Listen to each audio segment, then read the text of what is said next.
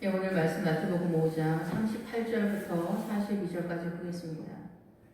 우리가 억지로 오리를 가게 하거든 그 사람과 심리를 동행해줘라. 이 말씀과 눈은 눈으로 이는 이로 이 말씀입니다.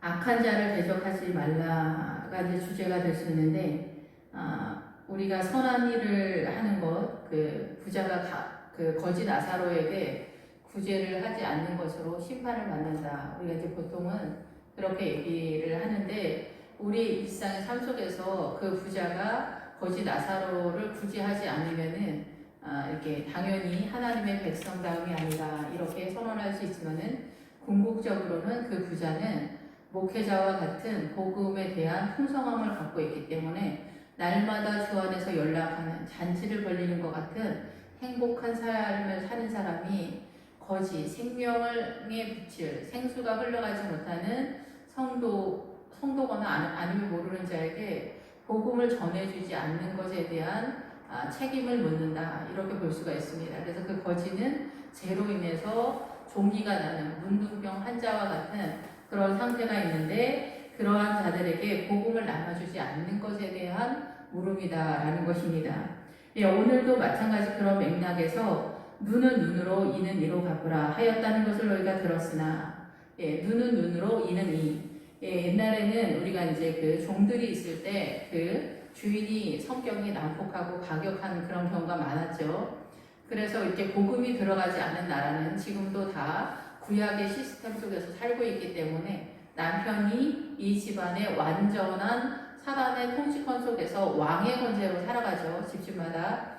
그러나 복음이 지나간 나라는 외형적으로는 남편이 이제는 왕의 노릇을 하진 않지만은 대표성을 띠면서 그 내용적인 면에서는 왕의 노릇을 하고 있다. 이렇게 볼 수가 있습니다. 약간 정도의 차이는 집집마다 조금씩 틀리겠지만, 그런데 여기서 눈은 눈으로 할 때 이 눈을 상하게 했으면 주인이 이 종을 어떻게 잘못해서 아니면 집안의 일을 하다가 눈이 상하게 됐으면은 그 눈이 상한 것으로 인하여 너무나 미안한 상황이니까 이 종을 해방시켜줘라. 자유가 되게 해라. 그리고 이를 상하게 했으면은 먹는 것에 있어서 너무 심각한 문제가 발생됐기 때문에 이를 상하게 한 것으로 이 종을 자유하게 해줘라. 이런 뜻이거든요. 그래서 누가 나한테 야 이 삐리리야 이렇게 욕했으면은 나도 야 이 삐리리야 이렇게 욕 한 번 하고 끝을 내야 되는데, 우리는 이거를 못한다라는 거예요. 그래서 주님은 복음이 오기 전에, 십자가의 믿음의 벽이 오기 전에는 기본적으로 우리가 소화를 못하기 때문에 소화할 수 있는 분량을 율법적으로 눈은 눈으로 이는 이로 이렇게 갚으라. 우리가 어떠한 일을 할 때 정당한 내가 손해를 본 만큼 그 사람에게도 그런 상황인 건데, 우리는 그러지 못하는, 이 기준에 있어서 해내지 못하는 경우도 굉장히 많다 이렇게 볼 수가 있습니다. 내지는 우리가 누가 나한테 욕을 했는데 너무나 화가 나서 내가 그 사람을 죽였다, 뭐 이런 사건들도 더러 있지 않습니까? 그래서 우리 지금 대한민국이나 전 세계 모든 나라의 사람들이 이 눈은 눈으로 이는 이로 이 기준도 해내지 못하고 있는 그런 상황에 있다 이렇게 볼 수가 있습니다. 이것을 뛰어넘는 의에 대한 설명을 하고 있는 거거든요. 이것을 뛰어넘는 예수님의 십자가 믿음의 법으로 전환된 부활 신앙을 갖고 있는 너희들은 어찌 해야 되겠느냐? 세리도 이와 같이 하지 않느냐? 이거보다 더 뛰어넘는 예수님의 십자가의 사랑의 생수가 흘러가야 된다라는 것에 대한 선언입니다. 아브라함의 부인 사라가 심히 아름답다 할 때 그 아름답다의 내용이 오늘 이 말씀인 거예요. 예수님의 십자가의 부활의 사랑으로 사람들을 대하는 그 마음이라는 거예요. 그러니까 사단의 통치권에 있지 않고 예수 그리스도의 통치권이 완전하게 그의 신령 가운데 흐르고 있는 성도를 일컬어서 여자나 남자나 아름답다, 여자에게는 심히 아름답다 이렇게 표현하는 거고, 요셉 같은 예수님의 육신의 아버지로 등장하신 요셉에 대해서는 의로운 사람이다 이렇게 표현을 하고 있는 거예요. 그래서 요셉은 그 마리아가 외도를 해서 다른 남자의 아이를 가진 것 같다라는 소문을 들었을 때 가만히 끊고자 하는 율법을 뛰어넘는 그런 사랑과 의의를 갖고 있었기 때문에 의로운 사람이다 이렇게 표현을 하는 거거든요. 그런데 그러한 사람이 이 땅에 많지 않다라는 거예요. 너무나 희귀할 정도로 귀하다, 아주 없다, 없을 정도의 숫자다. 그래서 대표성으로 여자는 사라, 아브라함의 부인 사라를 표현하는 거고, 남자는 요셉이 의로운 사람이다 이렇게 표현을 하는 것으로 볼 수가 있습니다. 그래서 나는 너희에게 이르노니 악한 자를 대적하지 말라. 누구든지 내 오른편 뺨을 치거든 왼편도 돌려대며 너를 고발하여 속옷을 가지고자 하면 겉옷까지도 가지게 하라 이렇게 표현을 하고 있습니다. 그러니까 정당한 어떠한 룰에 대해서 네가 지키는 이 세상적인 의로운 사람의 수준의 율법을 지키는 그런 사람이라고 한다면, 나는 너희에게 이르노니 악한 자를 대적하지 말라. 악한 자는 병든 상태의 사람이고 이 병든 상태다 이렇게 할 때는 우리가 듣기에 그렇게 불편하지 않은 말이에요. 그런데 고통이 많거나 슬픔이 많거나 탄식이 많거나 고난 가운데 있거나 이런 사람들이 병든 사람이에요. 근데 우리가 이 다 고난을 통하여 정금같이 나가기 때문에 병들지 않은 사람이 이 세상에 없는 거고, 우리는 출발선상이 애굽에서 출발하기 때문에 이 애굽의 사단의 통치권, 세상의 악한 것들 속에서 하나님의 나라, 예수 그리스도의 믿음의 법인 부활신앙으로 진입해 들어가는 입장이기 때문에 누구나 다 슬픔과 탄식과 이 병듦과 악한 상태에서 들어가는 입장이에요. 그래, 누구든지 내 오른편 뺨을 치거든 왼편도 돌려대라. 대적관계가 누구냐면은 밑에는 내 이웃을 사랑하라 그 말씀인데 43절에 이웃은 가깝다라는 뜻이에요. 그래서 우리가 이제 복음적으로 멀리 선교사까지 가지는 못하지만은 이 가까운 사람이 남편일 수도 있고 아내일 수도 있고 자식일 수도 있고 부모일 수도 있어요.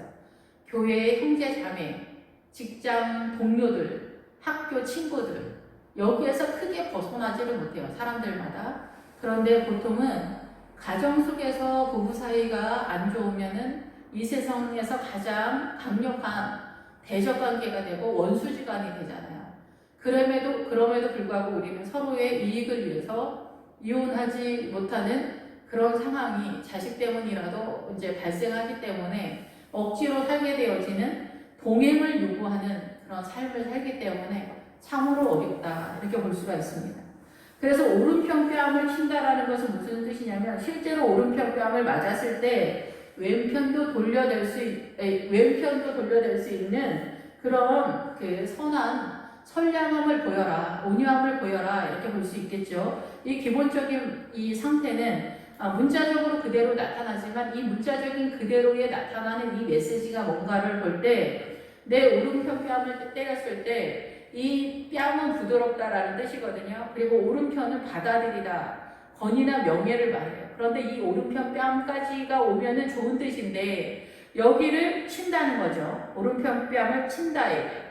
그래서 몽둥이로 치거나 가슴을 치거나 이렇게 상처를 주거나 이런 뜻이에요. 그러니까 이 오른편은 뭐냐면은 명예나 나의 권위를 공격하는 거예요. 이렇게 했을 때 왼편을 돌려대라. 이거는 불가능한 거죠. 우리의 상황에서. 눈은 눈으로까지는 어떻게 한다. 이렇게 될 수 있지만 이는 이로 우리가 이게 인식의 체계 속에서 이 세상적인 인식의 체계 속에서 이 율법적 룰 속에서 법 속에서 가능할 수 있는 최선이 이 눈은 눈이고 이는 이예요. 그런데 이 영화에서는 내 눈을 뽑았으면 그 사람의 생명을 갖고 와도 이 원한이 풀지 못하거든요. 내 여동생을 강간했다. 그러면 그 집안은 영화에서 특히 이제 중국 영화가 약간 뻥 분위기로 많이 가기 때문에 그 집안 3대를 멸하는 것 같은 그런 분위기로 막 표현이 돼도 우리는 정당하다. 저 복수는 정당하다. 이렇게 생각을 하거든요. 근데 주님은 아니다라는 거예요. 그래서 여기서 오른편 뺨을 친다라고 했을 때는 내 명예와 내 권위를 치는, 그래서 나를 무시하거나 어신여기거나 나를 조롱하거나 학대하거나 이런 상황으로 나타나는 그런 상황이다 이렇게 볼 수가 있습니다. 그래서 부드럽게 대하지 못하고 나를 공격하는 세력이죠. 그래서 이 오른편 뺨은 우리의 삶에 적용을 한다면은 부부지간에도 이런 상태로 있어요. 아내가 거의 대부분 10명 중에 1명은 요즘은 이제 아내가 오른편 뺨을 치는 그런 상황으로도 나타나고, 실제적으로 또 여자가 요즘은 이제 돈이 세력이니까 돈 많은 여자가 또 남편을 무시한다 그래서 이제 난리를 피우는 그런 경우도 많이 있죠. 그래서 이 오른편이 명예와 나의 권이기 때문에 또 이러한 상황이 이제 결혼을 하게 되면은 이제 여자들이 뭐 고추가 아무리 매워도 시집살이만 하겠냐. 시집살이가 너무나 혹독하기 때문에 고추가 아무리 매워도 이 시집살이보다 더 맵지 않다. 이렇게 옛날 할머니들 그렇게 말씀하시거든요.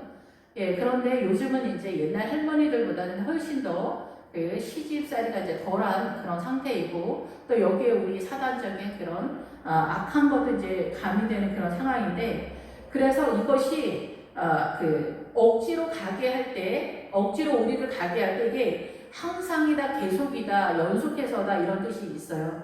그래서 이 오른편 뺨을 치는 거는 계속해서 일어나는 어떤 상황이에요. 그래서 이것이 좋은 의미든 나쁜 의미든 이런 상황으로 나타나고 직장 생활을 할 때 상사가 계속해서 마음에 안 드는 부하 직원을 계속 그렇게 조롱할 때가 있죠. 일하는 게 이제 한두 번 실수가 있거나 좀 탁월하지 못할 때, 야, 너는 왜 이렇게 일하는 게 하는 것마다 이러냐?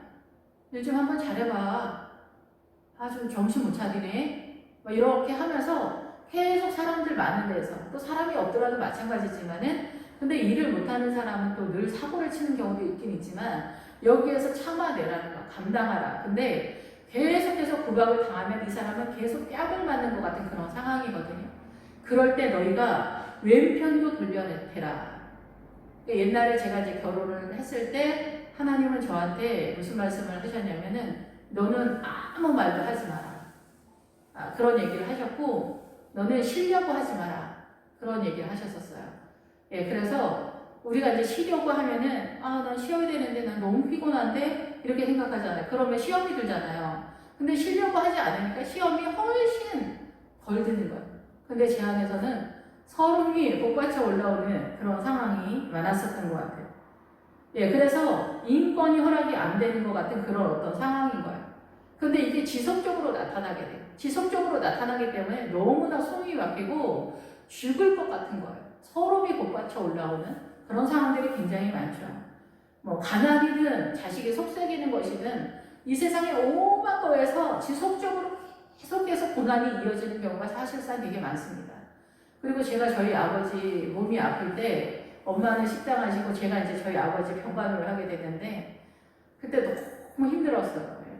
그런데 아버지가 아프신데 이렇게 생각하고 돌아가신다라는 걸 생각을 못했으니까 이 끝나지 않은 이 고난이 도대체 언제 올 거냐? 내가 이 일이 끝나는 날이 올까? 이렇게 생각이 드는 거예요. 끝나지 않는 것 같은 거예요. 그러니까 너무나 아버지를 모시고 있는데 죽을 것 같은 거예요. 정말 자살하고 싶은 거예요. 정말. 자살까지 생각하지 않더라도 내 목숨이 그냥 오늘 연기처럼 이슬처럼 사라졌으면 좋겠다. 그럴 때 주님께서 그 시냇가에 흐르는 돌들을 보면서 제가 fun영을 하고 있을 때 저 돌들은 너희들을 위해서 존재하고 있는데 한 생명을 위하여 천하가 존재하고 있는데 너는 그 천하가 너를 위해서 존재하고 있는 저 돌이나 저 물을 보면서 부러워하느냐 이렇게 얘기하시더라고요. 안타깝게. 그래서 제가 이제 그런 생각을 하지 말아야 되겠다. 이렇게 절망하지 말아야 되겠다 이렇게 생각했는데 결혼한 며느리들이 옛날에 저희 교회에 그 교회에 지키시는 사찰 집사님은 시어머니가 뭐 6년인가 그러고 시아버님이 6년 5년인가 뭐 이래서 그 중풍으로 누우셔가지고 옛날에는 다 집에서 했잖아요. 그래서 12년 동안 시부모님 그 병간호를 했다는 거예요. 소대변 다 받아내는 그 일을 12년 동안 했다는 거예요. 저는 우리 아버지가 그런 상태는 아니었어요. 움직이시고 술을 많이 드시고 막 그래서 이제 같이 둘이만 이제 살게 된 그런 상황이었었는데 그 권사님은 12년 동안 그 며느리가 소대변을 다 받아낸 그 일을 한 거예요. 그 권사님이 진짜 훌륭하신데 우리가 이것을 해내는 게 너무 어려운 거예요. 그래서 김병의 효자 없다. 어떻게 우리 모두 다 불가능한 것 같이 느껴지지 않습니까? 그런데 우리가 할 때는 불가능인데 예수님의 세력으로 왼편도 돌려내라. 더 많은 것들이 있더라도 감당해야 되지 않겠냐는 거예요. 더 많은 것이 있어도 감당해야 된다. 너는 하나님의 백성이기 때문이다. 라는 것입니다. 예, 주님이 저한테 못생겼다라고 하시더라고요. 그래서 너무 기분이 나빴었는데, 그래서야 그리고 나서 생각한 것 중에 하나가 아브라함의 부인의 사라의 아름다움은 사랑이구나 이런 생각이 들었어요. 저는 제일 부족한 것 중에 하나가 사랑이고 저 개인적인 입장에서는 마지막 종착역이 사랑이 아닌가 이런 생각이 듭니다. 인간적인 어떤 감정적인 인간의 부패한 사랑이 아니라 예수 그리스도로 생명을 살리는 사랑의 세력으로 나 자신이 이렇게 오른편 뺨을 치거든 왼편도 돌려댈 수 있는 이 믿음의 실력이 되기 위해서는 이 최종적인 사랑의 세력이라는 거죠. 사랑의 세력이 아닌데 위선으로 인간의 위선으로 이러한 것을 해내지 못하기 때문에 우리는 미워하고 증오의 세력이 나타나는 그런 상황이라는 거예요. 제 개인적인 삶의 내용에서 설명을 드렸는데 많은 분들은 끝도 없는 이 지침과 어려움 속에 있는 분들이 많을 거예요. 남편이 다툴 수도 있지만 남편이 나를 사랑하지 않을 때는 영원한 고통 속에 있는 거고 내가 또 남편을 사랑하지 않을 때 영원한 고통 속에서 오른편 뺨을 맞는 상황이죠. 그래도 원래의 자리로 돌아갈 수 있다면 다행인데 원래의 자리로 돌아가지 못하는 대치되어지는 서로의 원망과 증오의 관계 속의 부부관계라고 한다면 너무나 숨막히는 고통이겠다. 그리고 자녀가 속삭일 때 보통은 중학교 들어가면 이제 본격적으로 이 아이들이 사고를 치기 시작하거든요. 그래서 나이 40, 50이 돼도 끝없이 그 강팍함과 속삭이는 거는 끝이 없는 나이 40, 50이 돼도 결혼하지 않고 부모한테 용돈을 타 쓰거나 이렇게 될 때는 정말 살기 싫죠. 저는 너무나 1000번이라도 살고 싶지 않은 인생이 이 세상에 온통 가득한 그런 삶을 살 때 오직 예수님의 십자가와 부활의 신앙으로만이 일어날 수 있다는 거예요. 이 밑에 하나님께서도 그렇게 말씀하시지만은 내 오른편 뺨을 치거든 왼편도 돌려댄다라는 것은 인간의 이 사단의 문화권에서 가능하지 않은 그런 상황이라는 거죠.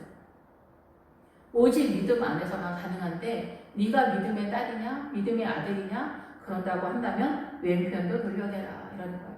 이 땅에 많은 며느리인들이 며느리의 서열은 12서열인데 집안에서 키우는 강아지 다음이 며느리다 이렇게 말을 하고 있거든요. 그것은 수모인 거죠. 사실상 그렇기 때문에 그런 것에서 그런 모든 수모나 무시나 투명 인간으로 취급됐다 할지라도 그런 것에 대해서 섭섭하게 생각하면 한도 끝도 없는데 오직 주님의 은혜로 최종적으로 이 믿음이 나타나기 위해서 가나안에 들어가야 되는데 가나안에 들어가서도 오랫동안 이게 적용을 시켜야 돼요. 그러니까 훈련을 계속 해야 돼요. 그래서 쉽지 않습니다. 그래서 믿음은 아브라함이 100세에 아비멜렉이 떠날 만큼 사단이 우리 안에서 떠나는 것은 이렇게 인생 전체 속에서 요구받고 있다는 거예요. 그래서 오직 주님만 바라보고 달려가는 주님만 사랑하는 그래서 이 광야에서 주님은 우리에게 순종의 믿음을 요구하고 있습니다. 잘 안 되면 일단 순종하는 척만이라도 하고 아니라고 우기지 말라는 거죠. 교회 공동체에서 집사님들끼리 싸우면은 이거는 눈은 눈으로 이는 이로도 되지 못하는 상황이에요. 그러면 오른편 뺨을 치는데 왼편도 돌려댄다? 영원히 불가능할 것 같지만은 이 말씀은 사라처럼 아름다운 믿음을 꿈꾸는 자들에게는 반드시 자기 안에 있는 증오와 미움과 원망과 이 세력을 몰아내는 것에 대해서 집중적으로 기도하면서 다시금 서야 된다라고 이렇게 볼 수가 있습니다. 너를 고발하여 속옷을 가지고자 하는 자에게 겉옷까지도 가지게 해라. 너를 고발하고 정죄하고 고난 가운데 빠뜨리지만은 속옷을 가지고자 하는 자, 너를 고발하다는 거예요. 고발해. 좋게 말하면 좋은데 판단하고 결정하고 마음으로 사법 처리를 하는 것 같은 사람들. 그래서 이 말씀은 이제는 우리가 눈은 법적인 차원에서 불법을 행하지 않는 상황이에요. 38절은. 39절은 예수 그리스도의 십자가의 법, 부활의 신앙이 나타나는 것을 선언하는 거예요. 40절에는 뭐냐면은 속옷을 가지고자 하는 자.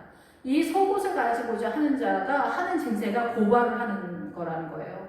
고발을 하면서 판단하고 정죄하면서 속옷을 달라고 얘기를 하는 그런 상황이에요. 그런데 너는 겉옷을 주라는 거예요. 오른편 뺨을 칠 때 왼편도 돌려대는 상황인데 너를 고발하고 너를 정죄하고 판단하면서 욕하는 자가 너에게 속옷을 달라는 거예요. 그럴 때 너는 겉옷까지 줘라 이렇게 얘기하는 거예요. 뭔 얘기지 이게? 이것도 또 헷갈릴 수 있잖아요. 근데 왜 겉옷을 달라 그러지? 속옷을 달라고 하지? 겉옷만 있으면 되는데 훔쳐가고 싶으면, 그죠? 근데 약간 왠지 거꾸로 이야기를 하는 것 같은 그런 맥락이다 이렇게 볼 수가 있습니다. 이 속옷이 나올 때는 이 속옷이 누구랑 연결이 되냐면은 야곱이 요셉한테 채색옷을 만들어줬다 이렇게 표현을 하잖아요. 창세기 37장에서 이 채색옷이 이 옷이에요. 속옷이에요. 속옷. 그런데 우리는 채색옷이라고 그렇게 번역을 했기 때문에 그것이 기본 어근에 그런 기운이 가는 것도 살짝 있는데 이 채색옷이 아니라 속옷인데 이 속옷은 이 위에서부터 이 소매도 들고 발끝까지 가리는 옷에 대한 이야기를 하는 거예요. 그래서 이 옷은 뭐냐면은 가리우다라는 뜻이에요. 기본적으로 옷을 입으면 당연히 그러겠지만은 이 속옷이 말하는 것은 구원의 믿음이다 이렇게 저는 해석이 됩니다. 왜냐하면은 아브라함을 통해서 나타난 아들의 믿음이 이삭이었어요. 이삭에게서 나타난 믿음이 야곱이에요. 야곱에게서 나타난 믿음이 요셉이에요. 요셉. 그러면 나머지 11명의 아들들도 다 믿음에 어느 정도 있지만은 요셉은 탁월한 믿음을 갖고 있는 사람이에요. 주의 영에 움직이는 사람이에요. 그러니까 오늘날도 마찬가지로 똑같이 예수님을 믿지만은 은사가 탁월하거나 주의 영에 움직이는 사람들을 그 교회 성도들이 이단이다 하는 경우가 굉장히 많이 있습니다. 여기서도 마찬가지로 그 11명의 그 형제들이 이 요셉을 볼 때 이 구박을 하잖아요. 고난을 주잖아요. 막 이러면서. 그런데 이 야곱이 채색옷을 만들었다 할 때 그 채색옷의 뜻이 뭐냐면 기본적으로 손바닥 뜻이에요. 이 손이 나오는 기본적으로 권세에 대한 이야기, 권세. 그러니까 이 야곱의 믿음 속에서 하나님이 원하는 가장 합당한 아들이 바로 요셉에게 믿음이 나타났다 얘기예요. 그래서 옷을 만들었다. 옷은 이 옷이 우리 이 기본적인 옷이 아니라 예수 그리스도의 옷으로 예수 그리스도 옷 입어라 할 때 그 맥락이다 이게. 그래서 이 속옷은 구원에 해당되어지는 자기의 죄를 가리는 주님에 대해서 여호와 하나님에 대해서 감각을 갖고 있는 아들 요셉이 등장했다. 그럴 때 바로 이 속옷이 등장하는 거예요. 채색옷이 아니에요. 화려하고 멋지고 이 특별한 아들. 그래서 그 밑에서 이제 우리가 요즘 심리학으로 설교하시는 분들이 굉장히 많은데 심리학으로 설교를 하는 건 하나님께서 어둠이라고 그렇게 말씀하시더라고요. 물론 전도사 때는 그런 것들이 뭐 조금 가는 길에 좀 나타날 수 있지만은 이것이 그 본인의 전체적인 자산이다. 믿음의 그 설교의 전체적인 자산이고 자기 스타일이다 이러면은 그건 생명이 흘러가는 게 아닌 거죠. 예, 그래서 그 채색옷을 만들어서 그 형제들이 그 질투를 촉발하는 그런 상황으로 야곱이 그렇게 했다. 그런 얘기가 아닙니다. 이 속옷에서 구원의 믿음이 하나님의 은혜가 주의 영의 인지가 되는 감지가 되는 주파수가 서는 그런 아들이 됐다라는 거예요. 예수 그리스도로 구약이니까 옷을 입었다. 그래서 이 믿음의 권세의 세력이 잡았다 그런 뜻이고 여기에서 속옷을 가지고자 하니까 이 고발하고 성도들은 그 민수기에서 보면은 고라자손이 나올 때 그 지휘관 250명이 향로를 가지고 하나님께서도 우리하고도 말씀하신다 이러면서 성도들이 이 목회자 모세랑 아론을 대적할 때 향로를 가지고 나오잖아요. 그것이 아론의 쌍난 지팡이잖아요. 그 아론의 그 지팡이에서만 싹이 나서 이 아론을 통해서만 생명이 살아난다 그런 뜻이잖아요. 성도들 속에서 성도가 선언하는 것 속에서 생명이 살아난 세력으로 주님이 세우지 않았다 이런 뜻이잖아요. 근데 그 향로를 가지고 들어갔을 때 그 250명이 덤볐다라는 것은 성도 전체가 덤볐다라는 얘기예요. 그래서 성도는 기본적으로 이 모세 율법과 하나님의 나라에 대적하는 세력이다 이게요. 왜 그러냐면은 선악과를 따먹고 우리가 죄 속에 들어왔기 때문에 사단의 통치권 속에 들어왔기 때문에 이 정서와 인식이 다 이 성도들은 사단적 정서를 갖고 있다라는 거예요. 목회자는 주의 종이기 때문에 주님의 소속으로 있기 때문에 주님 편에서 말씀을 보는 입장이라는 거예요. 그래서 이 성도들은 고발을 한다는 거예요. 이 복음을 전하는 자들은 고발을 하고 판단하고 정죄하면서 우리 목사님 왜 이렇게 모자랄까?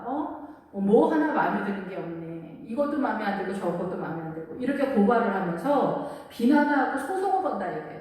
비난 정지한다 이 고발하는 게 속옷을 가지고자 한다. 근데 그 사람한테 구원의 믿음이 흘러온다니까 목회자를 통해서 속옷을 가지고자 하는 자에게 구원이 그렇게 흘러가는 거잖아요. 구원의 은혜를 가지고자 한다. 나 원한다는 거예요. 그래서 겉옷까지도 가지게 하라. 겉옷까지는 뭐냐면은 예수 그리스도로 옷 입는 거를 말하는 거예요. 구원의 믿음을 뛰어넘는 그 믿음의 세계는 요단강을 건너서 가나안에 들어가요. 훨씬 더 세력화가 되는 그 하나님의 나라, 아버지 하나님께서 이 인간을 만들면서 예수 그리스도의 신부로 이 사람들을 만드실 때 우리를 인간을 통해서 꿈꿨던 그 나라가 바로 가나안에서 펼쳐지기 시작하거든요. 그래서 가나안에서는 여리고성에서 새로운 신앙가를 통해서 아이성을 공격해 들어가요. 그 아이성이 바로 나 자신이면서 부패덤이라는 뜻이에요. 그래서 진정한 영적 전쟁은 거기서 시작하는데 요단강 건너가기 전 이 광야 40년에서 누구나 헤맬 수밖에 없는 이유는 우리 안에는 선한 것이 없는 것에 대한 항복을 하는데 40년 걸린다라는 거예요. 우리의 최선으로 안 된다라는 것을 그것이 재산인 거예요. 그것이 재물로 성경에는 표현이 되고 있는 거예요. 이것이 없는 사람은 가나안에서 그 믿음을 최선을 다하고 화이팅할 때 아간의 세력이 되는 거예요. 아간의 세력.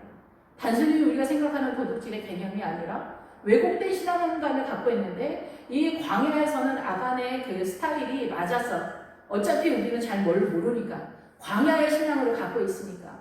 그런데 가나안에 들어갔을 때는 이 광야에서 우리가 나름대로 사단의 문화권에서 최선을 다하는 이런 신앙관이 이 여리고에서 아간이 훔쳐온 금과 은과 신화산 외통한 벌 그거 가지고 있으면은 영적 전쟁 안 된다. 너는 이 광야의 존재이기 때문에 그런 스타일로서는 요단강을 건너갈 수도 없지만은 건너가서도 전쟁은 배다위를 끼고 들어가는 그런 상황이어서 전쟁은 불가하다. 헛짓을 한다 이런 뜻이죠.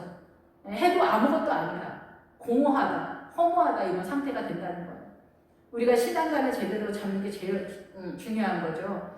예, 그래서 복음을 전할 때 밭으로 가고 뭐 사업차로 막 그렇게 가잖아요. 그럴 때 오찬의 자리로 주님이 부르셨다는 거예요. 말씀의 자리, 식사의 자리. 그 식사의 자리에서 나누는 게 뭐예요? 말씀이잖아요. 말씀을 제대로 알지 못하면 우리는 방향을 잡을 수가 없습니다. 그래서 이 거두까지는 예수 그리스도로 옷 입는 데까지, 이 가나안의 믿음까지 가지게 해줘라 이 얘기를 하는 거예요.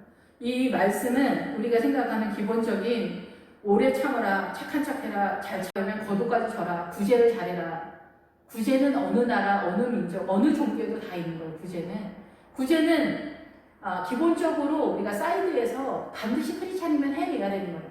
형제가 가난하게 살면은 남이라도 도와주는데 형제가 안 도와주면 그게 사람이냐 이 얘기를 하는 거예요. 네가 크리스찬이 아니냐, 네가 부모가 아니냐, 네가 자식이 아니냐, 그러면서 네가 교회에 나온다고 할 수 있느냐.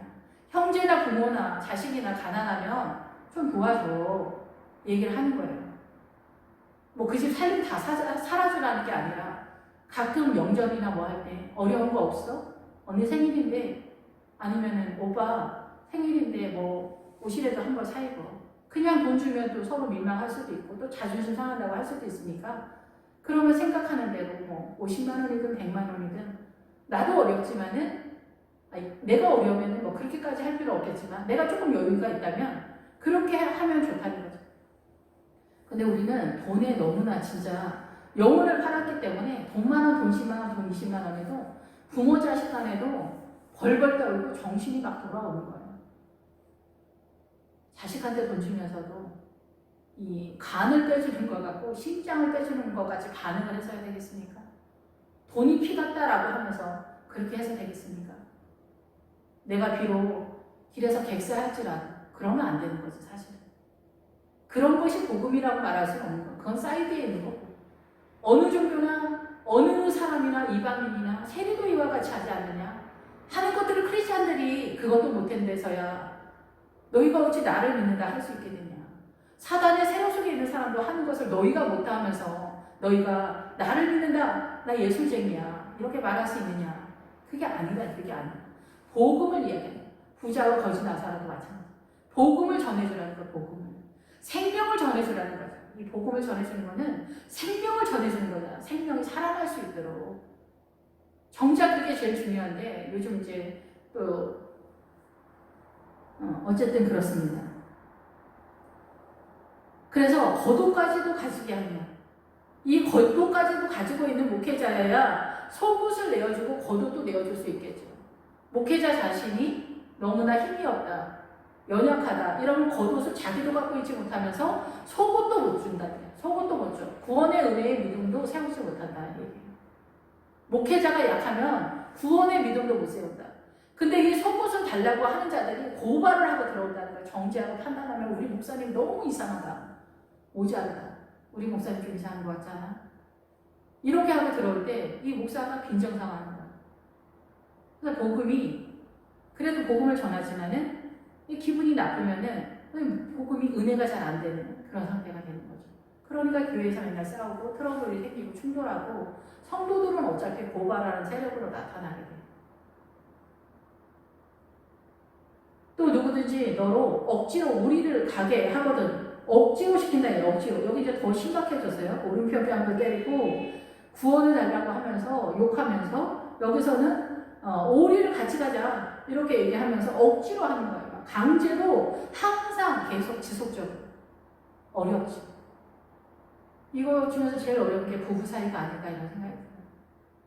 부부가 서로 애정이 있어도 싸울 일이 많잖아요. 자식들 교육이나 뭐 이렇게 먹고 사는 문제나 이렇게 생활하는 이런 거에서. 그런데 서로 애정이 없을 때는 훨씬 더 가혹할이 많지 이 부부 사이가 그런 거예요.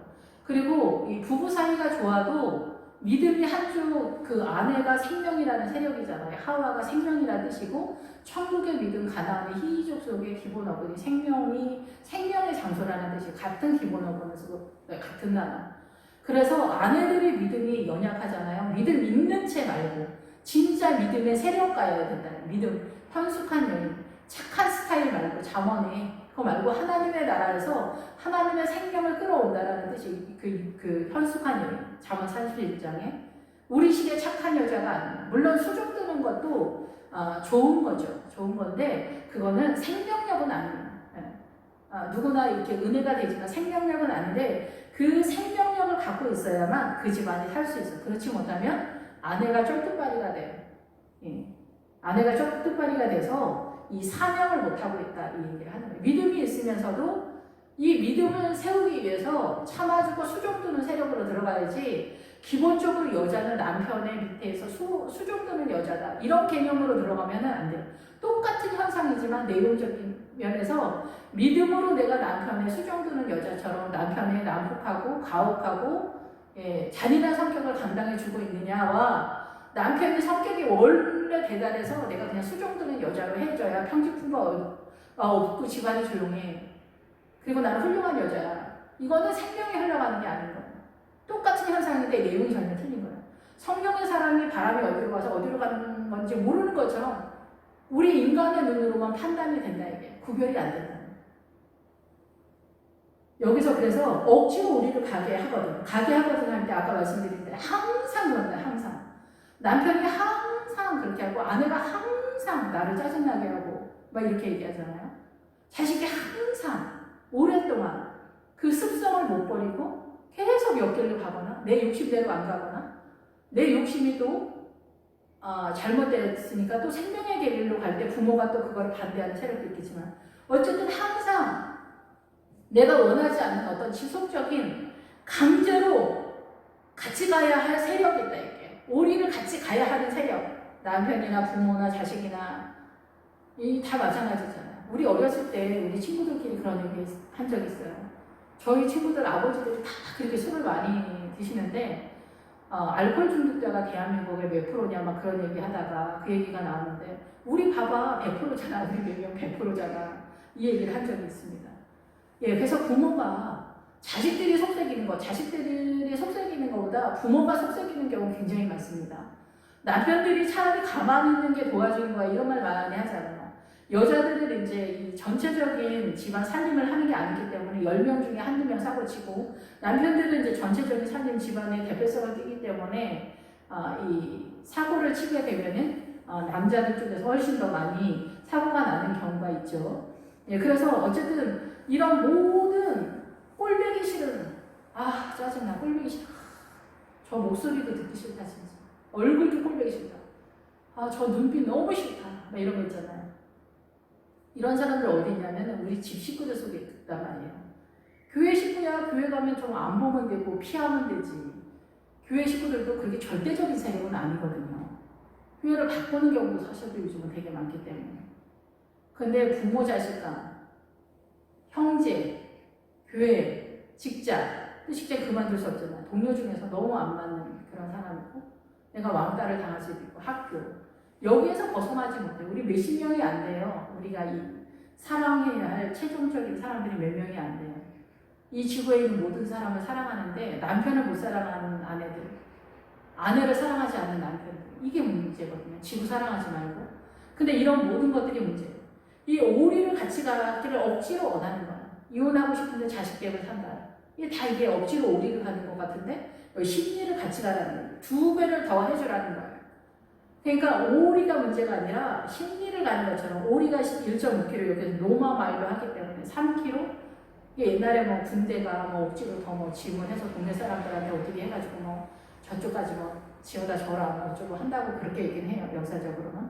근데 실제적인 거에서는 우리 이웃들 속에 우리 가족 속에 억지로 동행하면서 허덕거리는 우리의 마음인데 이것이 이제 43절에 내려가면은 우리의 최종적인 목적, 생명이 완전히 살아나는 구원의 믿음을 주님께서 요구하기 때문에 이런 것들이 다 동원된다 이렇게 볼 수가 있습니다.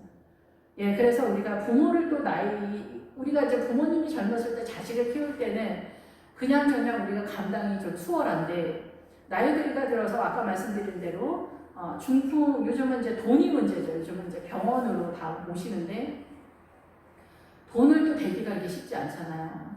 뭐 그때는 그때대로 어렵고 지금은 또 지금대로도 또 나름대로 다 어려움이 있습니다. 그러니까 이런 것들이 쉽지 않다. 동행하는 것. 예. 그런데 이제 부모님들이 아플 때 같이 동행하는 게 어려운데 그러면 누구 한 명이 사표를 내야 되죠. 보통 이제 며느리들이 사표를 내잖아요.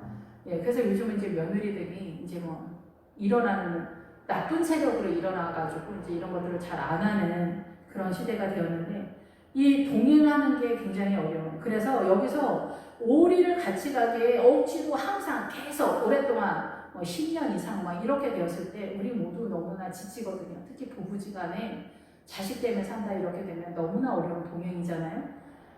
그리고 자식도 어렵고 부모도 어렵고 다 그런데 동행하다라는 이런 뜻은 사실은 같이 간다라는 기본적인 뜻이 있지만은 여기에는 무슨 뜻이 있냐면은 아래로 끌어내려서 인도하다라는 그런 뜻이 있어요. 아래로 끌어내려서 인도한다. 이 얘기가 자기 자신을 천하게 해서 그 사람의 마음을 항복시켜서 같이 가는 그런 세력이니까 믿음으로 끌어내리기 위해서는 내가 수종드는 여자처럼 또 수종드는 남편이 아내에게 순종하는 그런 믿음, 서로의 그 존재를 인격적으로 대하면서 항복하는 것. 나는 남자인데 여자가 고집이 세가지고 끝도 없는 전쟁이죠. 이렇게 하면 모든 게 꼴보기 싫은 거예요. 아내가 하는 모든 일이. 그리고 말도 잘 들으면 멍청하다고 해요. 또. 멍청해가지고 내가 말 안 하면은 뭐 하나도 못한다. 멍청하다고 그렇게 구박을 하거든요. 똑똑하면 고집이 세서 꼴보기 싫다. 너는 고집이 세서 안 돼. 이렇게 하고 어떻게 하라는 거야. 본인은 하나님의 나라야. 그렇지 않은데 자기는 별짓을 다 하면서도 이렇게 되는 거예요. 우리의 싸움은 정당한 것 같은데 하나도 정당한 게 없어요. 우리의 머릿속은 항상 아모리 족속이 와글와글하고 사단의 언행심생 안에 살고 있기 때문에 말 한마디 한마디가 다 사단적 자기 욕심, 자기 이기적인 사고 속에서 나오는 사단의 방언이에요. 사단의 언어를 사용하고 있기 때문에 저도 그렇지만 다 이게 어려워요. 우리의 사고 속에 사단의 정서를 갖고 있기 때문에 예수 그리스도로 새로운 피조물이 되지 않으면 늘 말하는 것마다 이 사단의 언어를 사용하거든요. 고집이 세서, 멍청해서, 어떻게 하라는 건지 도무지 알 수 없는 그런 상황이 되는 거예요. 그런데 내가 예수님 때문에 참고 있다면, 내가 예수님 때문에 멍청하고, 내가 예수님 때문에 또 때로는 주님이 옛날에 저한테 네 남편이랑 이 문제로 싸우라 이렇게 하신 적도 있어요. 괜찮다 이렇게. 그럴 때는 또 이렇게 해야 되고 저럴 땐 저렇게 해야 되는데 어쨌든 이 동행한다는 거는 나를 천하게 해서 순종해주는 그 세력을 말하는 거예요. 그러니까 굉장히 어렵죠. 시댁에서도 나를 천하게 된 거죠. 내가 원하지 않아도 오른편뺨을 당하는 것 같은 그런 상황이 지속적으로 이렇게 되게 오랫동안 이어지잖아요. 대한민국의 문화 전통 속에서 그렇게 됐을 때 왼편도 돌려대면서 예수 그리스도의 법인 부활의 신앙으로 주님을 보면서 내가 천한 자의 형상을 띄었지만은 이 생명을 위하여 수종주는 자가 되어서 생명으로 이 길을 갈 때 여기 생명이 살아나게 돼요. 그 사람들도 이 최종적으로는 이 생명을 살리고 온전하게 하기 위해서 주님이 그런다 이렇게 얘기하거든요. 그래서 예수님의 십자가의 희생 때문에 모든 세계 열방에 생명력의 복음이 흘러갈 수 있었던 것처럼 우리의 삶에도 마찬가지예요. 주님이 누구든지 나를 따르려고 하면은 자기 십자가를 지라는 거예요. 우리가 예수님의 십자가를 질 때 우리 가정 속에 예수님의 십자가 때문에 우리 자신이 이 십자가로 천하게 나 자신을 수종드는 형색이나 오른편 뺨을 맞았을 때 왼편도 돌려내는 이 부활의 신앙을 갖게 됐을 때 이 생명력으로 인하여 우리 가정 속에 믿음이 있어 상속되고 우리 집안이 살아나는 그런 상태가 되는 거죠. 우리의 정서 속에서 저 사람은 빼고 저 사람하고는 안 되냐, 이렇게 하면 안 된다, 세리도 그와 같이 하지 않느냐, 세리도 하는 일을 네가 그거보다 더 넘어가야 되지 않느냐, 그 얘기를 하는 거예요. 밑에서도. 그래서 이 심리를 동행한다라는 것은 두 배를 말하는 거예요. 둘이라는 뜻이에요. 심리가 아니라 둘. 그러니까 그 사람이 원하는 것 이상의 두 배를 뛰는 거예요. 두 배. 그래서 예수 믿는 사람은 남편이 이혼 안 한다고 하면은 함부로 말할 수는 없지만은 이혼을 될 수 있으면 하지 않도록 하시고 동행을 해야 돼요. 그리고 본인이 남편 보고 사는 거 아니고 주님 보고 살면서 그곳에 생명이 살아나면 나중에 내가 꿈꿨던 그 소망이 남편에게서 나타나는 어느 날인가 있을 거예요. 근데 저도 그렇지만은 어려운 것 같아요. 어려워. 내 고집을 꺾는 것도 없고 정말 이게 나를 천하게 해서 밑으로 끌어내려서 수종드는 그 겸손을 표현하고 그 사람도 겸손한 자리로 내려올 수 있도록까지 내가 말로 해서가 아니라 내가 말하지 않고 주님께 기도하면서 주님이 이 사람을 그렇게 하는 데까지 견디고 참으면서 기다려내는 그 기간이 10년, 20년, 30년이 될 수 있기 때문에 그런 거죠. 30년, 40년, 50년, 60년, 70년도 되는 거죠. 죽기 전에 이게 이루어지면 얼마나 할렐루야겠습니까? 거의 대부분 우리가 이렇게 잘 하지 못하고 여기에서도 그러잖아요. 고발하면서 욕하면서 속옷을 달라고 하는 이것만이라도 본인이 얻어내면 다행인데 겉옷까지 뺏어내야 돼요. 목회자한테. 그럼 속옷을 갖게 되면 이 사람도 이런 세력으로 가게 되는 거예요. 이 세력이 나타나게 되는 거예요. 부활의 신앙이 나타나게 되는 거예요. 부활의 신앙의 믿음으로 나아가는 것이 이렇게 한 발자국 쉽지 않습니다. 그래서 마지막으로 42절에 주님이 말씀하시는 포커스는 뭐냐? 내가 구하는 자에게 주며 내가 꾸고자 하는 자에게 거절하지 마라. 이렇게 말씀하시는 거예요. 여기서 말씀하시는 건 지금 다 믿음의 법을 이야기하는 거예요. 출발은 눈은 이는 법적으로 불법을 행하지 않는 자리가 최고의 믿음이라고 율법 속에서 너희가 들었으나 이제는 악한 자를 대적하지 마라. 너의 뺨을 치는 자들에게도 왼편을 돌려댈 수 있을 만큼 너를 비난하고 무시하고 업신여기는 사람들, 그리고 이제 고발하면서 구원의 믿음을 달라고 하는 자들, 그리고 억지로 이 악한 사람들, 나랑 맞지 않는 남편, 자식, 부모, 교회, 공동체, 목사님도 마음에 안 드는데 그 교회 나오면은 억지로 동행하는 그런 상황, 억지로 오리를 가는 그런 상황이 되잖아요. 그죠? 이런 상황이 다 마찬가지예요. 그러면서 우리가 구원의 믿음을 얻으면서 또 거듭까지 없는 예수 그리스도로 옷 입는 믿음의 신앙까지 나가게 되는데 이것을 구하는 자에게 있는 거예요. 이것을 구하는 자에게. 실상은 이제 우리가 돈 빌리러 왔을 때나 야 뭐 좀 도와줘 여전도 뭐 이것 좀 해줘 아니면 엄마 용돈 좀 줘 뭐 부모님한테 뭐 어떻게 해 아니면 내 아쉬운 걸 누구한테 부탁했을 때 그 사람이 들어줘야 되지 않을까 내지는 나도 그걸 도와줘야 되지 않을까 하는 어떠한 선이 있을 거예요. 근데 뭐 우리가 보통 구제를 할 때 집 팔아서 주진 않잖아요. 예, 주님은 집 팔아서 헌금을 하면은 생명을 얻지 못할 자가 없다고 이렇게 말씀하시지만 그런 사람은 오히려 옛날에는 있었는데 요즘은 거의 없어요. 요즘 거의 없고 뭐 지금 그렇게 하라는 건 아닌데 어쨌든 그럴 만큼 우리가 헌금을 한다? 돈을 뭐 어떻게 한다? 이게 어렵다 이렇게 어려워.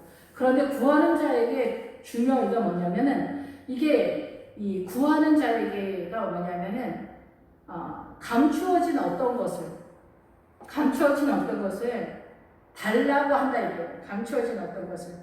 그리고 이게 기본적으로 구하다 요구하다 하지만은 기본 어근에 들어가면은 감추어진 어떤 것이나 어떤 빛을 요구하는 거. 빛. 예수 그리스도의 믿음을 구하는 자예요. 여기에서 고발하면서 속옷을 달라고 한다고 그러잖아요. 예, 고발하면서 속옷을 달라고 하는 그런 상황하고 유사하다 이렇게 볼 수가 있어요. 결국은 성경은 우리의 인간적인 어떤 현상이나 구제에 대한 이야기를 하는 게 아닙니다. 그건 기본적인 사이드에 있는 거고 그것을 통해서 주님이 말씀하시는 건 뭐냐면 복음에 대한 이야기를 하는 거예요. 복음. 그래서 감추어진 어떤 것과 빛의 세력을 말하는 거예요. 빛의 세력을 요청할 때 그 빛의 세력을 요청할 때 어떻게 해야 이 속옷을 얻을 수가 있습니까? 속옷 좀 줘! 막 이렇게 하는 욕하면서 그럴 때 네가 구원의 믿음에 대해서 얘기하는 거예요. 성경은 거의 대부분 목회자한테 하는 말이라고 볼 수가 있어요. 그 세력이 이제 성도들한테 흘러가는 거죠. 말씀을 통해서. 그래서 구하는 자에게 감추어진 빛의 어떠한 것에 대해서 구하는 거예요. 지금 속옷을 달라고 하는 상황이라고 볼 수가 있는 거죠. 그랬을 때 그런 사람에게 준다는 거예요. 준다. 이게 뭐냐면 직책을 준다. 그 사람의 몫을 줘라. 이게 구약식으로 하면은 유산 상속을 받는 거예요. 분배를 받는 거예요. 믿음의 분배를 받는. 신약에서는 이렇게 준다. 세우다. 이런 뜻이에요. 어린 양의 믿음의 성전을 세우기 위해서는 교회에서 직책을 지는 거예요. 집사님, 아니면 여전도회 회장, 아니면 여전도 회원 이런 것들이 하늘에서 주는 직책이에요. 이것이 몫이에요. 자기의 믿음을 세울 수 있는 그 직책인 거예요. 우리가 뭐 여전도회 회장은 뭐 사실 해내기가 어렵기 때문에 거부하는 경우도 있지만은 죽어도 못해 이렇게 할 필요는 없어요. 내가 하는 게 아니라 그 여전도의 회장을 내가 죽어도 못할 것 같은데 하게 될 때는 하나님의 은혜를 분명히 주시거든요. 축복도 주시고. 근데 우리는 그거를 보지 못하니까 안 한다라고 하는 거예요. 교회에서 여전도의 회원하는 것도 쉽지 않습니다. 김장할 때 뭐 나가야지. 식사당 거닐 때 나가야지. 근데 너무 큰 교회는 가지 않는 게 좋을 것 같아요. 제가 볼 때는.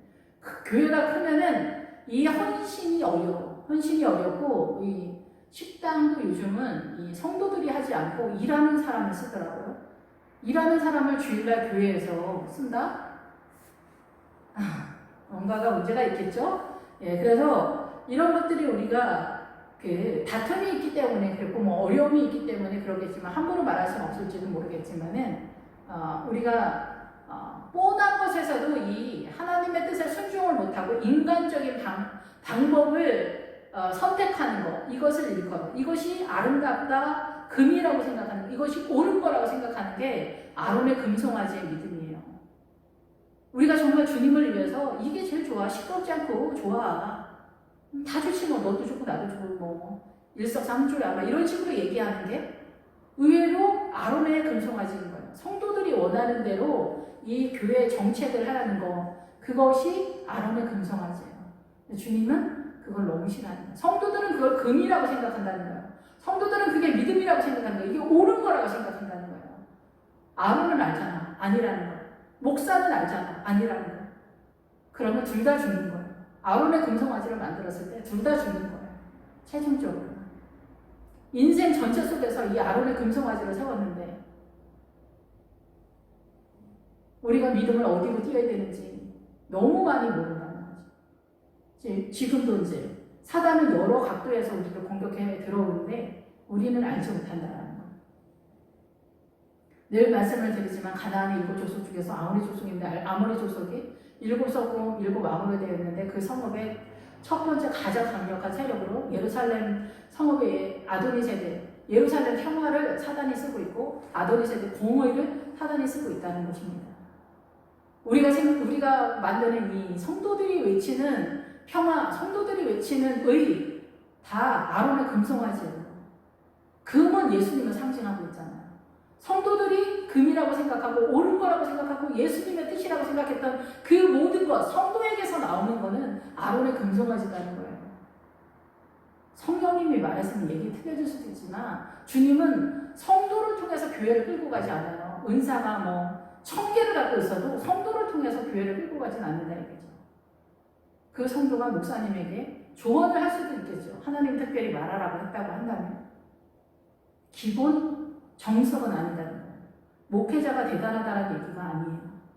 목회자는 소속이 틀리기 때문에 그런 거니까 여기서도 성도들이 고발하는 것에 고발하면서 속옷을 달라고 하는 게 정당성도 있을 수도 있어요. 그렇지만 그거는 주님이 허락하지 않아요. 정당하다라고 하더라도 네가 옳다라고 하더라도 성도가 옳다라고 하고 권사님, 김집사님이 옳다고 하더라도 목회자한테 엎드려라, 순종해라. 그것이 이 광야에서 내가 너한테 원하는 최고의 믿음이고 전부다라는 거예요. 민수기에서 말하는 거예요. 아말렉과 가나안의 골짜기에서 순종만 원하는 거예요. 그래서 우리는 대적하는 세력, 홍해의 길을 따라 광야로 들어간다는 거예요. 애굽의 존재로, 애굽의 세력으로 다시 내려간다는 거죠. 성경 하나하나가 무슨 말씀을 하는지.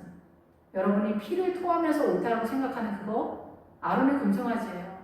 그것이 아모리 족속이 쓰는 예루살렘과 아도니세덱 공의, 예수 그리스도의 평화, 예수 그리스도의 평화의 왕, 예수 그리스도의 의는 십자가로 우리가 이해하지 못하는 이런 상태로 나타난다. 수모와 멸시 천대를 받으면서 생명을 흘려보내는 상황이다라는 거죠. 예, 성도들이 이렇게 고발하는, 비난하고 욕하는 것을 목회자가 몰라서 그 목회자의 자리에 있는 거 아니에요. 구하는 자에게 감추어진 빛의 세력을 전해주라는 거예요. 그걸 구하는 자에게 주라는 거예요. 이 성도들 중에서 다 이것을 원해서 온 거 아니에요, 기본적으로는. 근데 우리는 사단의 통치권 속에서 사단의 정서를 갖고 있기 때문에 많은 이렇게 틀린, 비뚤어진 그런 상태가 나타나고 충돌과 전쟁이 퍼지고 있긴 있지만은, 전쟁이 없을 수는 없는 것 같아요. 영원히가 아니라 이 세상에서는. 그래서 구하는 자에게 줘라, 직책을 주라는 거예요. 직책을 받지 않으면 어떻게 됩니까? 여전도의 회원의 사명을 감당하지 않으면 어떻게 됩니까? 남전도의 회원 사명을 감당하지 않으면 어떻게 됩니까? 빛의 세력에 들어가지 못하는 거예요. 구하는 자가 아닌 거예요. 속옷을 구하는 자가 아닌 거예요, 사실상. 구원을 얻고자 하는 갈망이 세상적인 욕심으로는 있지만 실상 나의 이 영혼이 진정으로 원하지 않는 나 자신이다, 이 얘기를 하는 거예요. 그래서 내가 꾸고자 하는 자에게 거절하지 마라. 우리가 예수 그리스도에게 빚을 지는 거야, 빚을 지는 거야. 그래서 우리가 1만 달란트 빚진 자라고 하잖아. 1만 달란트. 주님의 십자가가 아니면 해결되지 않는 죄의 빚을 갖고 있는 거야. 이것을 꾸고자 한다. 예수님께 꾸고자 하는데 그것의 통로적 역할을 목회자가 하는 거죠. 그래서 목회자는 중매쟁이라고 하잖아요. 사도 바울이 말했던 것처럼 이 중매쟁이가 이 성도와 예수님을 소개해 주는 거예요. 그래서 이 사람이 이제 성도가 믿음이 좋아지면 예수님과 교제를 하게 되잖아요. 그리고 나는 계속해서 이 중매쟁이 일을 하는 거예요. 속옷과 겉옷을 얘기해 주는 그런 사람인 거예요. 꾸고자 하는 거예요. 주님 저한테 돈 좀 주세요가 아니라 주님 저한테 구원을 주세요. 겉옷을 주세요. 결국은 예수님께 하는데 이 눈에 보이는 시각에서는 목회자가 그 통로적 역할을 한다라는 거예요. 결국은 생명, 감춰진 그 빛의 세력을 구하는 자들에게 직책을 주라는 거예요. 그 직책 속에서 그 일을 감당하면서 하나님의 나라가 세워가기 때문에 그런 꾸고자 하는 자에게 주라는 거예요. 목회자는 계속해서 생명의 그 공급을 감당해야 된다라는 거예요. 속옷과 겉옷의 신앙의 그 믿음의 내용을 공급하는. 그래서 말라기에서 제사장들에게 구할 것은 백성들은 율법이라고 해요. 율법은 성경이잖아요. 성경을 구하라는 거예요. 말씀을 구하라는 거예요. 우리 목사님, 가끔 성도님들 중에서 우리 사모님은 왜 밥 식사 이렇게 헌신을 안 하냐? 왜 청소를 안 하냐? 우리 목사님은 왜 이렇게 뭐 좋아하냐? 그런데 이 설교하는 게 사실 머리가 늘 아픕니다. 예, 좀 쉬고 싶습니다. 쉴 틈이 없습니다. 그런데 새벽 예배, 수요 예배, 금요 차례 또 특별히 무슨 절기 숨을 못 쉴 정도로 머리가 항상 복잡합니다. 그냥 쉬게 좀 내버려 주세요. 엉뚱한 거 바라지 말고 여러분이 하세요. 여러분이 하시고 그게 여러분의 상이기 때문에 그래요. 성도님들의 상이기 때문에 그래요. 근데 목회자에게 구하는 거, 꾸고자 하는 건 뭐냐면은 율법을 구하는 거예요. 성경을 구하는 거예요. 예배 자리에 나오라는 거예요. 예배 시간에 목사님 더 귀한 말씀 전해주세요. 오늘 은혜로 왔어요. 더 귀한 말씀, 더 좋은 말씀, 더 놀라운 말씀 늘 전해주세요. 늘 기다리고 있어요. 늘 목말라 있어요. 목사님들도 그걸 항상 생각해요. 오찬에 주님을 초대하는 거예요. 그 오찬에서 이 영의 말씀, 주님의 말씀을 알게 됐을 때 새로운 피조물이 되어서 손님으로 들어가요. 그 손님이 있는지 왕이 임금이 들어왔다 그랬을 때 네가 왜 예복을 입지 않았느냐? 그 예복이 바로 이 성경 말씀이에요. 그래서 그 손님들의 기대다 엎드리다 눕다 이런 뜻이에요. 예수 그리스도를 의지하는 믿음이다 이렇게. 예수 그리스도를 의지하는 믿음에 사람들이 그 예수 그리스도의 혼인잔치에 들어간다는 그 혼인잔치에 들어가는 주 오찬의 자리가 성경 말씀이라는 거예요. 주일 예배만 드리면 안 되는 거예요. 주일 예배 드려서는 굶어 죽어요. 생명이 못 살아난다는 게 거의 대부분. 그래도 우리나라가 좀 이상하긴 해도 전 세계에서 우리나라가 새벽 예배랑 수요 예배, 금요 철야 예배 이런 예배가 좀 더 많아서 이 대한민국이 그래도 마지막까지 믿음을 그래도 이 어려운 중에 붙들고 있지 않나 이런 생각을 하게 됩니다. 기도하겠습니다. 할렐루야 주님 감사합니다. 저 자신도 늘 부끄러움 속에 이 말씀을 지켜내지 못하고 항상 옳고 그름을 따지다가 눈에는 눈, 이에는 이만 따지면은 우리가 속아서 하나님께서 원하시는 최종적인 사랑의 자리에 도달하기가 어렵습니다. 오른편을 맞을 때 왼편을 돌려댈 수 있는 생명의 법, 부활의 신앙이 예수 그리스도를 통하여 세워지도록 주님께서 인도하시고 우리의 가족이나 형제나 자매나 우리를 동행할 때 많은 다툼과 어려움이 있습니다. 그럼에도 불구하고 진리를 동행하는 것에 주저함이 없는 저희들로 주님께서 인도하시고 이 모든 것이 예수 그리스도의 믿음의 법인 부활의 신앙으로만이 가능하다라는 것을 알 수 있도록 주님 인도하여 주시옵소서. 율법이 말하는 것은 우리의 힘으로는 가능하지 않다. 오직 예수님의 믿음의 법으로만 가능하고 주의 성령님께서 인도하실 때 가능하다라는 것을 말씀하신다라고 생각이 됩니다. 아버지 모든 영혼들이 힘들고 어렵고 버겁습니다. 우리에게 주님의 거룩하신 은혜로 축복하여 주시옵소서. 오직 주님만을 사랑하며 이 최종적인 사랑의 아름다움으로 달려가는 이 일에 주저함이 없도록 결단하도록 주님 축복하여 주시옵소서. 예수님의 이름으로 기도했습니다. 아멘.